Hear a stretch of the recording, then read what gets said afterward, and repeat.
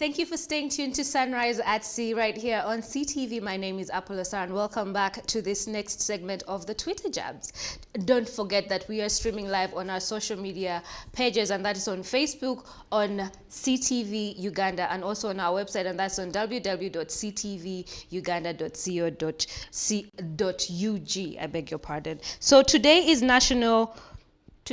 Nrm Liberation Day, and the NRM is marking the 36th Liberation Day, and it's because the NRM did install the president of Uganda, that is His Excellency Yoweri Kaguta Museveni, on this day in 1986. The theme this year is celebrating the 36th NRM Victory Day, a call to duty for all compatriots to continue towards Uganda's socio-economic transformation journey. And joining me to have this conversation is Captain Edward Francis Babu, a veteran NRM cadet and former member of the NRM Central Executive Committee. Good morning, sir. Good morning. Good morning, Captain. Thank you for joining me today. Thank you very much. Thank you for having me. Yes, well, today is NRM Liberation Day.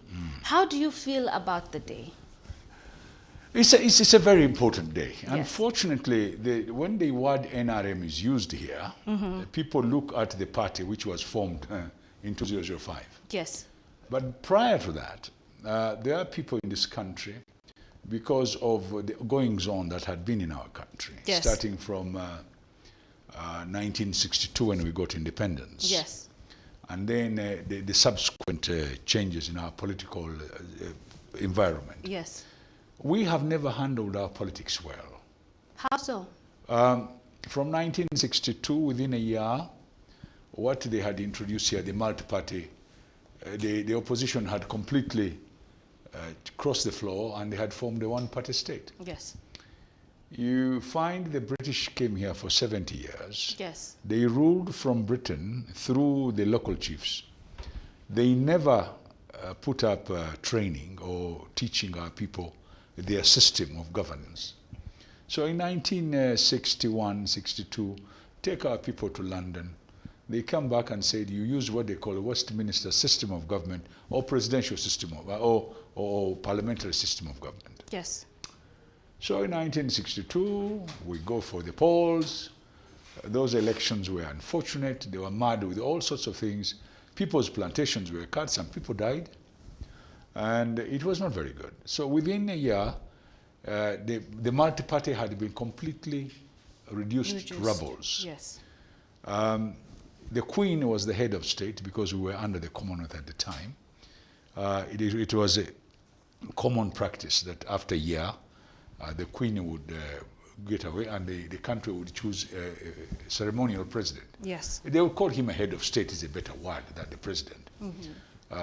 Like what they have in India, like what they have in Israel, where you choose a parliamentary Yes. group, the party which wins chooses the prime minister. Yes. Then the same prime minister in that parliament chooses a head of state. So there was a power for the head of state, like inaugurating parliament and accepting the new prime minister and his cabinet and so on. So there are a few powers given to the head of state. So around that time, they chose one of the kings. Yes. Sir Edward Montesa to be the president. I wish they had not used the word president. They should have used the word head of state. Anyway, they did, and within 1963 up to 1966, there was a turmoil of all sorts of things. Yes. They fought for lost counties. They put ministers in prison. The army mutinied in 1964. In 1966, the constitution was challenged, and the Buganda kingdom was a war. Yes. And people died. The king left the country. In 1967, they came with a republican constitution. Yes. There were no elections because after 5 years you were supposed to have an election in 67. It continued in 1969. Some people tried to assassinate then the prime minister. That became a war. In 1971, the government was overthrown. We got a military government to 1979. To remove that military government is a very big war, Yes. with one country helping us to clean up. So we get a start in 1980. They have elections. Within a few months, the whole of the opposition crosses the floor. Again, multi-party is challenged. Yes. So these things which happened, people were not really getting the liberation you are talking about. A lot of things happened which were not very good. No particular individuals, just that we couldn't play the game. We didn't know how to. We don't know. Even today we don't. Even today we don't. We don't. So here comes the multi-party thing, 1980 to 85. Some people were not happy. So young people got together and they say this is not good enough. Whether the aim was kosher, as they say, whether it was a good aim, but they went out there and fought. Most of them were very young. The eldest must have been around 40. The rest were very, very young people from universities and all that. And they didn't have a particular party. They joined a movement which was to fight what was there. Because what had happened in 1980, the same group that had been there in the 60s, causing the confusion, were now back. Yes. So these people say, no. There was a party called DP, there was a party called the UPC. They kept on, one day they would be fours, the next day they would be on one side, forming a one-party state again. Yes. Even 1980, they crossed the floor.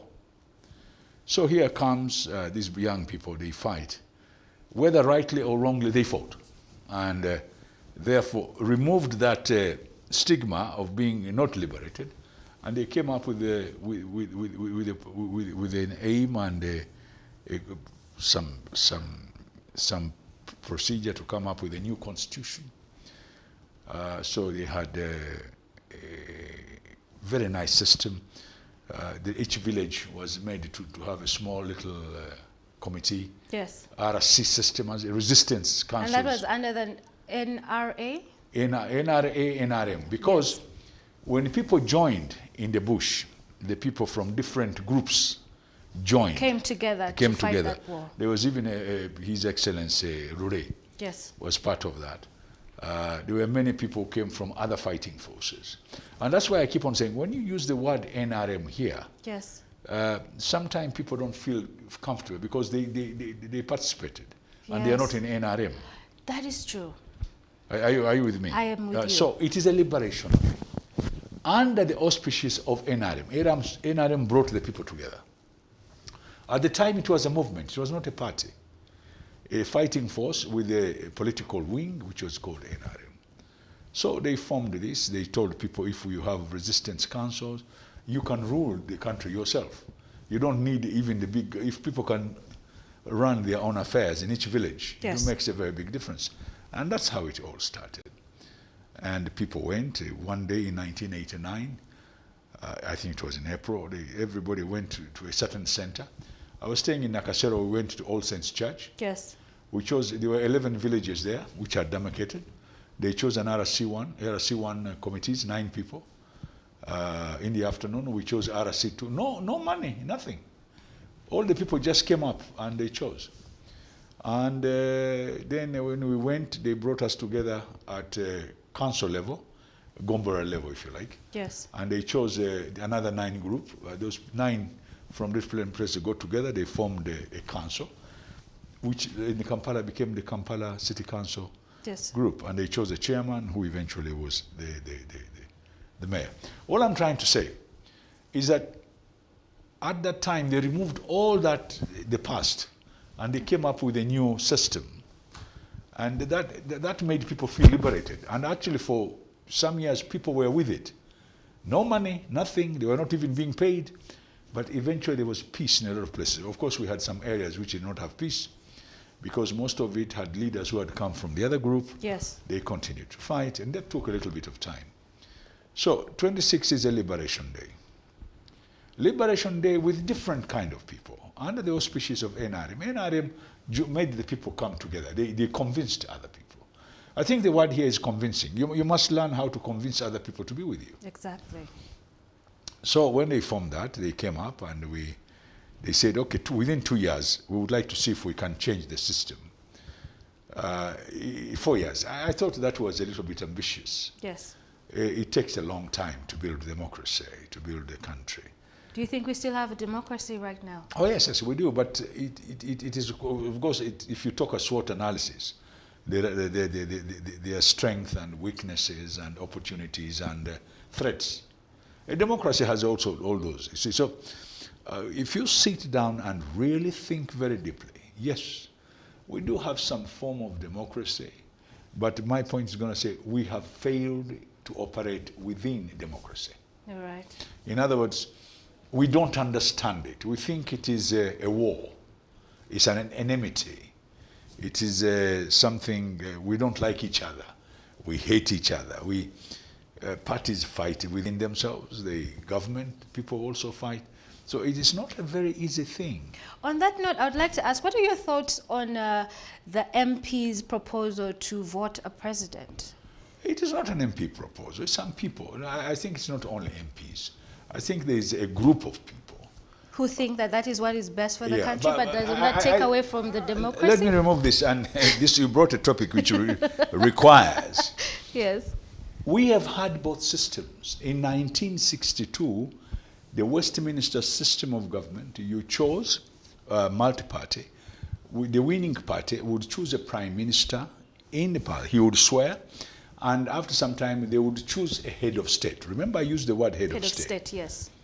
Now, that is not a new system. It's something we tried here. It's called a Westminster system of government or parliamentary system of government. If you read the British constitutional law, that is what it is. Now, some people have adopted. India has been with it. Yes. They choose in the Lok Sabha, which is their parliament, they choose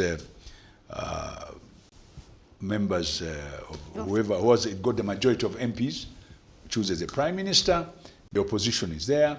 The prime minister sometimes brings a name, usually of somebody completely independent, not even of their party, yes, and makes them the head of state. Now, that's a culture. Who do you put there as a head of state? Do you want him to be a member of your party, or you want somebody neutral who is going to sort of unite all of you? Yes. Now, it's a culture. It's not a must. You can say, no, me, I'm going to choose my wife, or I'm going to choose my sister, or I'm going to choose my girlfriend. Yes. Or that is not a culture. That's bad culture. Yes. Here, you would sit down and say, wait a minute. We have now come to this. Who do we choose Yes. as our head of state? Now, assuming that President Museveni retired today, yes, yeah, and then we had a Westminster system of government, you would get the government side to choose a prime minister, and the prime minister said, listen, we've had a man who was our president. We'll choose him to be our head of state. Even regardless of my party. We would choose him because he has got the qualities. A man with stature who can fit in there. Yes. Now, these are the extremely important things, and I'm using the word culture here very, very carefully. There are certain things you cannot put in the constitution. Your behavior, your respect for the opponent. Like in football, there's some very strong rules. We cannot make rules for everybody. And you cannot make rules not to beat somebody because you're a policeman using brutal police and things like that. So the most important thing, do we have the culture? Have we managed to adopt it? Yes. Or to cultivate it, for that matter? You see, culture is cultivated because it is not if we went back to our culture, Ugandans, we have so many different cultural differences. Yes. That we have nobody has sat down to get the common culture. Yes.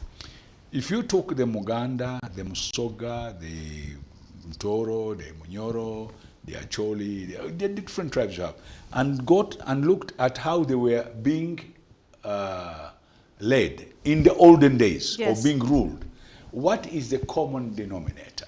And therefore we get what we call a Uganda value. Yes. When you get a Uganda value, you need to respect each other in politics. Unfortunately, there are people who have not done so. They thought we have come to rule. You see, there are two different ways. The Western countries, their culture talks about leadership. Yes. In some African countries, they think they have come to rule, which is different. And there are some, even European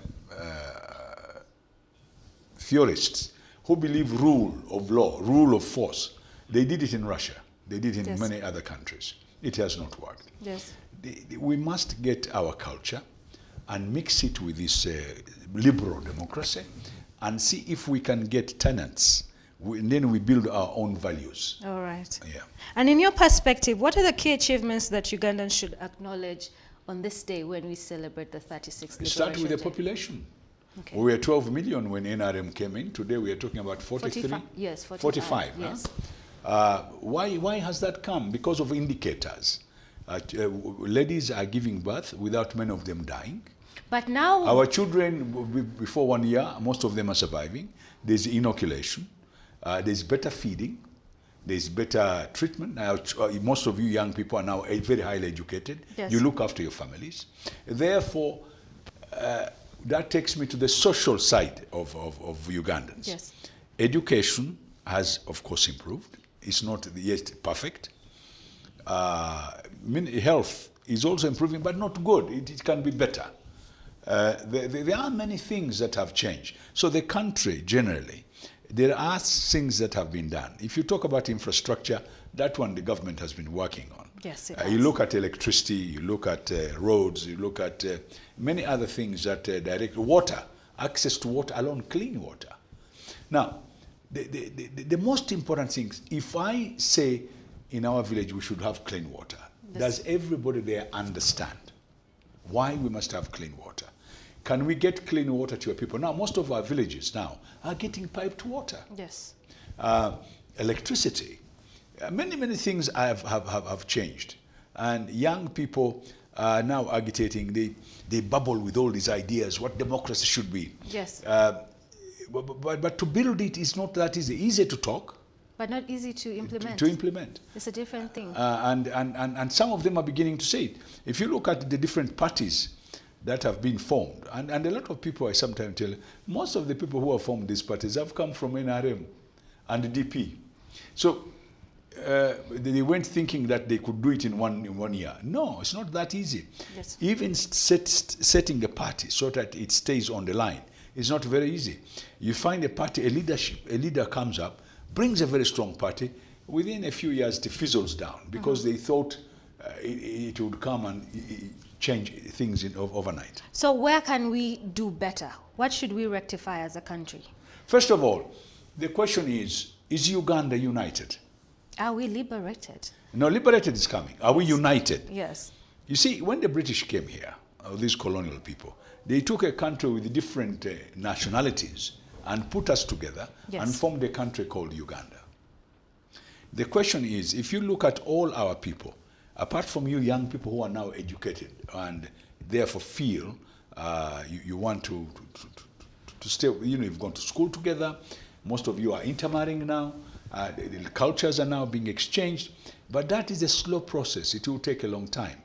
Government must, using the Ministry of Culture, try and find a way to unite the country using culture, like what our neighbor Tanzania did with the President Nyerere. Yes. Nyerere went in the morning and said, we must unite this country.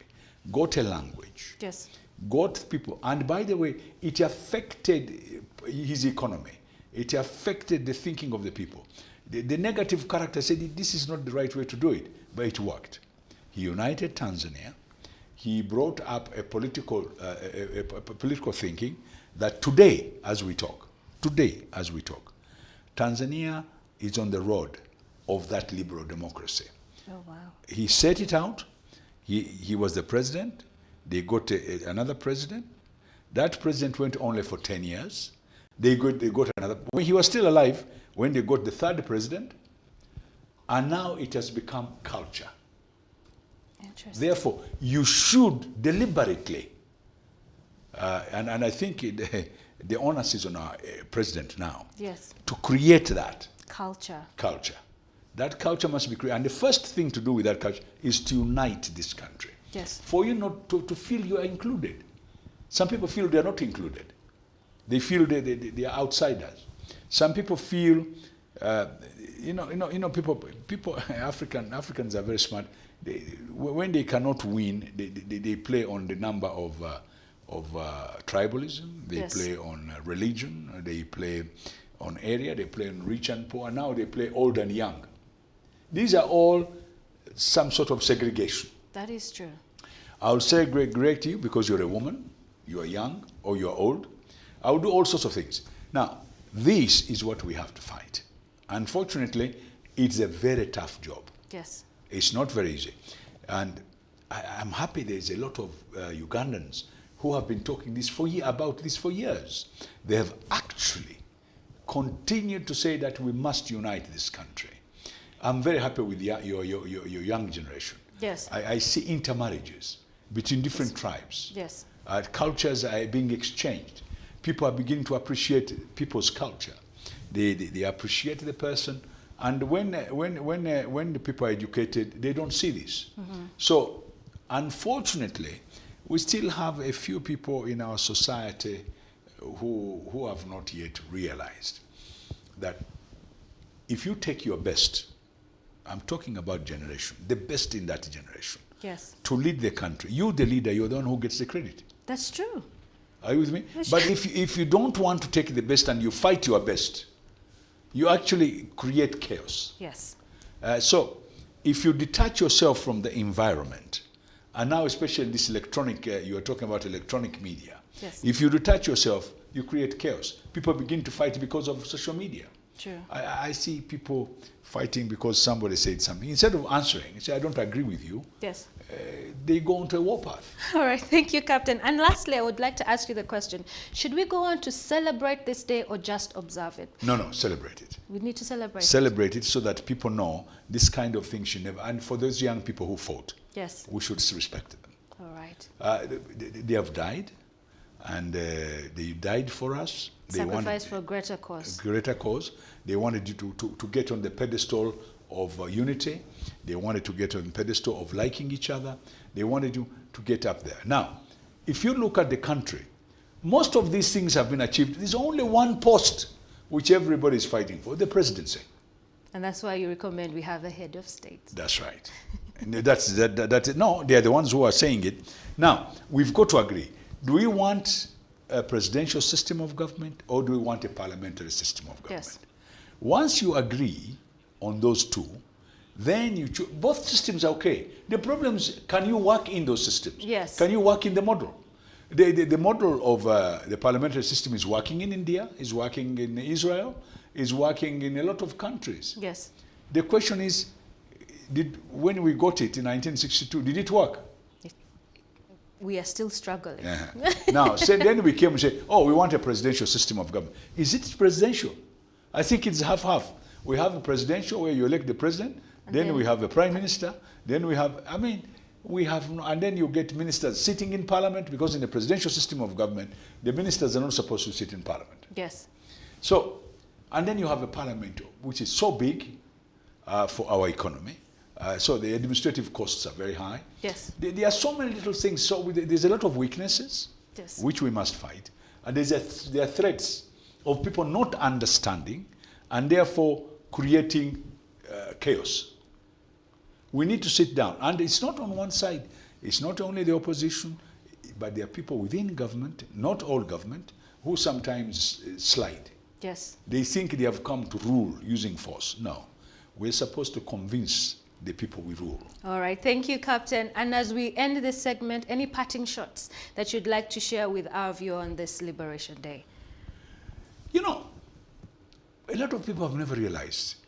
In America, they have a Thanksgiving Day. Yes. They have the 4th of July, which is independence. When they got the 4th of July in 17-something, 80-something, the young people were not there. But the 4th of July is a very big day. That's the Independence Day for the United States. But they also have, in France, a Liberation Day, which was done many years ago, the French Revolution. Yes. In Cuba, they have it also. Young people will not understand what was the French Revolution. What did it do? But the French Revolution is highly respected in their country because the country moved away from feudalism to the republican. The question is, do we understand these things, or we just copy them for the sake of copying them? Yes. Let me say this. I want Ugandans, regardless of all those little differences, to realize that there's some young people, some of them are our brothers, some of them are our children, some of them are our sisters. They died and they fought for this country, and their blood is littered all over the place. Yes. This propaganda changing it around, oh, you killed the people, this one killed this one. Yeah, forget about that. Was there a change? The answer is yes. And the president at parliamentary building, when he was swearing in, he says there is a fundamental change. We want to take him on that. Mr. President, this year, can we see the fundamental change? All right. Thank you so much, Captain, for joining me on this segment of the Twitter Jabs. I thoroughly enjoyed this conversation. And I hope you took away something from this. The only way that we can move forward as a country is through unity. So forget all those small nitty-gritties that make us different. Let's have a culture and move forward in peace. And we have a great show lined up for you. Please don't touch the dial. You're watching Sunrise at Sea. Don't blink.